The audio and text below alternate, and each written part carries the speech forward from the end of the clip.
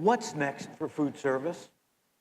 Okay, I knew you were going to ask this, so I actually thought about it. Okay, I didn't want to like show up here with nothing. Usually, I can tell you what I'm really excited about right now, but sometimes that's so narrowly focused it might not be of any interest to anyone here.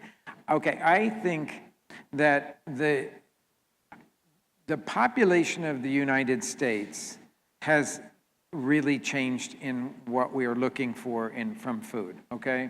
We, 10, 15 years ago, we were okay with stuff that seems very uninteresting now.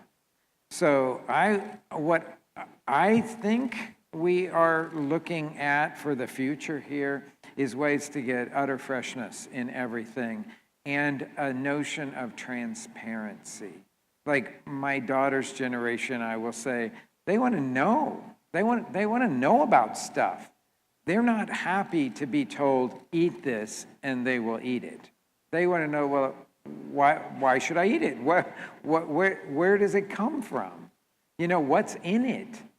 Is this something that is, because everybody's got their own diets and everything, is this something that's going to make me feel good? Or is this going to be something that I'm going to enjoy the flavor of? And when we started going into bolder flavors in the US, we started going into bolder flavors a lot in the sort of the screaming hot Doritos or nachos or whatever, that from that side, which is what I call the sledgehammer approach to bold flavor.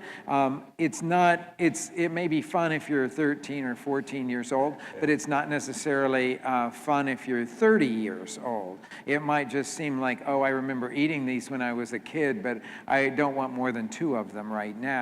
But I think that the bold that we are now starting to understand is bold in fresh flavor, dynamic flavor. It can be spicy, but it doesn't have to be spicy. But there's got to be something that makes you happy when you eat it. And that is something that's new, I think, too, especially when we're talking about the kinds of things that you would get in a convenience store or certainly in the airport and all that. And our challenge now is how can we do that in a broader area? How can you folks that are convenience store people offer that more than just say, oh, my fresh offering is some lettuce on a sandwich or apples that you buy at the register?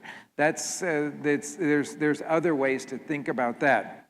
So for me, it's going to be how can we give to food service some really great basic products that then can be finished in a fresh way right before the guest gets it. I mean, you look at our stuff at the airport, and that's exactly what we're doing at the airport. We are giving base stuff to the cooks at the airport, and they finish it right there in front of you. So it's like this really fresh experience, although it's not completely fresh experience because we have given some of the component parts to the airport to ensure the flavor of what we're looking for.